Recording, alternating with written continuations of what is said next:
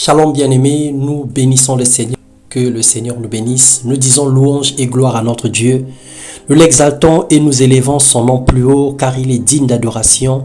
Il mérite nos actions de grâce pour tout ce qu'il accomplit dans nos vies.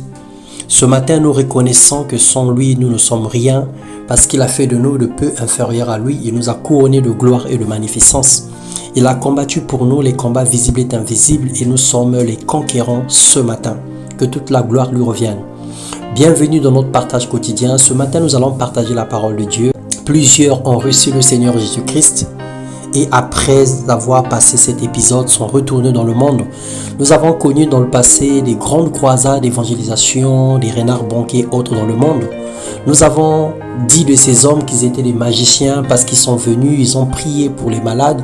Les aveugles ont vu, les boiteux se sont levés, mais tout de suite après leur départ, quelques années après, ces mêmes personnes sont retournées dans les infirmités. Nous avons dit qu'ils étaient des magiciens parce que nous étions ignorants. Mais aujourd'hui, faisons chemin avec le Seigneur, nous nous sommes rendus compte que lorsque l'esprit malin est parti, il s'en va chercher 7 autres esprits plus méchants. Et si la personne n'arrange pas sa vie, alors la condition de cette personne est pire que la première. En fait, c'est ce qui s'est passé. Tu as reçu la grâce de Dieu, tu as reçu le salut de Dieu, mais tu vas célébrer le Seigneur dans les buvettes, tu vas célébrer le Seigneur dans les boîtes de nuit, tu vas célébrer le Seigneur dans les endroits où Dieu ne prend pas plaisir. Alors, que penses-tu avoir en retour? Quelle vie auras-tu avec cette façon de faire? C'est ainsi que ce matin, nous allons parler des 4 choses importantes qui peuvent te maintenir dans la présence de Dieu après que tu aies reçu le Seigneur et jusqu'au retour du Seigneur Jésus-Christ. Que ta vie ne défaille pas, que tu ne tombes pas très bas, que la grâce du Seigneur te maintienne dans la puissance de Dieu. Et nous allons lire dans Acte 2, le verset 41 à 44, la Bible déclare « Ceux qui acceptèrent la parole furent baptisés. En ce jour, le nombre des disciples s'augmenta d'environ 3000 âmes. Ils persévéraient premièrement dans l'enseignement des apôtres, deuxièmement dans la communion fraternelle, et troisièmement dans la fraction de pain, et quatrièmement dans la prière. La crainte s'emparait de chacun et il se faisait beaucoup de prodiges et des miracles par les apôtres. Voilà les 4 axes importants de la vie chrétienne que nous devons respecter si nous voulons être maintenus dans la présence de Dieu. Rappelons le mécanisme du salut. Car Dieu a tant aimé le monde qu'il a donné son Fils unique afin que quiconque croit en lui ne périsse point, mais qu'il ait la vie éternelle, nous dit la parole de Dieu dans Jean 3,16. En croyant du cœur, il faut également confesser Jésus-Christ de façon solennelle et déterminée et par la foi croire que Jésus est dans nos vies comme Seigneur et Sauveur et devient le maître de notre vie. Romains 9, le verset 10. Lorsque nous avons accompli ces 2 responsabilités, alors la Bible déclare dans Jean 1,12 que à tous qui l'ont reçu, à ceux qui croient en son nom, Dieu a donné le pouvoir de devenir enfants de Dieu. En ce moment-là, nous devenons enfants de Dieu et ça s'appelle la nouvelle naissance. Nous naissons de nouveau. Maintenant que tu es né de nouveau, maintenant que tu es sauvé, alors qu'est-ce que tu dois faire? Lorsque nous avons cru, nous devons persévérer. Nous devons préserver. Persévérer dans l'enseignement des apôtres, préserver ce que nous avons reçu et persévérer premièrement dans l'enseignement des apôtres. La Bible déclare quand il n'y a pas de révélation, le peuple ne connaît aucune retenue, mais s'il respecte la loi, il est heureux. Autrement dit, un peuple sans révélation est un peuple sans frein. Proverbe 29, le verset 18.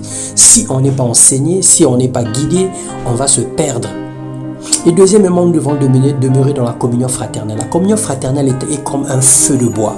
Et le feu de bois, lorsque nous avons un foyer et qu'une marmite doit cuire, le feu de bois, on met plusieurs bois pour qu'il ait le feu, pour que le feu soit attisé, pour que le feu soit important. Et si nous enlevons tout le bois et que nous laissons un seul bois qui brûle, au bout d'un certain temps, le feu va s'éteindre. Mais au fur et à mesure que nous mettons plus de bois, le feu devient conséquent. C'est l'image de la communion fraternelle. Il ne faut pas rester seul, il ne faut pas s'isoler, il ne faut pas rester à son coin. Il vaut mieux être 2 que tout seul parce que qu'à 2 on retire un bon profit du travail, nous dit Ecclésiaste le chapitre 4, le verset 9. Et donc la deuxième des choses, la communion fraternelle. Ne t'isole pas, cherche des groupes de prière, cherche des groupes entoure-toi des frères et des sœurs qui vont t'édifier, qui vont te soutenir dans la foi. Et la troisième des choses, c'est la fraction de pain. Car à peine être À peine vous êtes à table que chacun s'empresse à manger ses propres provisions. Et l'on voit ces gens manquer de nourriture pendant que d'autres s'enivrent, nous disait Paul dans 1 Corinthiens 11, le verset 21. La vie chrétienne est une vie de partage, est une vie de grâce, est une vie de communion. On ne peut pas vivre pour soi-même. On doit pourvoir aux besoins des autres, on doit soutenir les faibles, on doit considérer l'intérêt les autres plus que nos intérêts. On doit regarder la cause de l'orphelin, de la veuve et des personnes qui sont dominées, qui sont en souffrance. Et en marchant, en considérant l'aspect de la fraction de pain, aucune personne ne manquera du pain. Parce que plusieurs personnes se sont rétrogradées, sont retournées dans le monde parce qu'ils n'ont pas trouvé du réconfort. Ils ont eu faim, ils ont été obligés de rentrer dans la corruption, dans le vol, dans beaucoup de choses. Mais si nous avons compris cet aspect, aucun enfant de Dieu ne manquera de nourriture et en conséquence, personne ne retournera dans le monde. Et la troisième des choses, la prière. La fin de toute chose est proche, dit la parole de Dieu. Menez donc une vie équilibrée et ne vous laissez pas distraire afin d'être disponible pour prier. 1 Pierre 4, 7. La prière, c'est la respiration du chrétien. Lorsque tu arrêtes de prier, de demander le secours de Dieu, de demander l'aide du Seigneur, en ce moment-là, tu es perdu. Perdu pour perdu et tu ne pourras plus retrouver les repères. En observant ces 4 choses, nous connaîtrons une vie victorieuse et conquérante. Bien aimé, que le Seigneur nous bénisse et qu'il nous donne de marcher selon la parole, qu'il nous donne de manifester sa gloire dans le nom puissant de Jésus. Que le Seigneur te bénisse. Amen.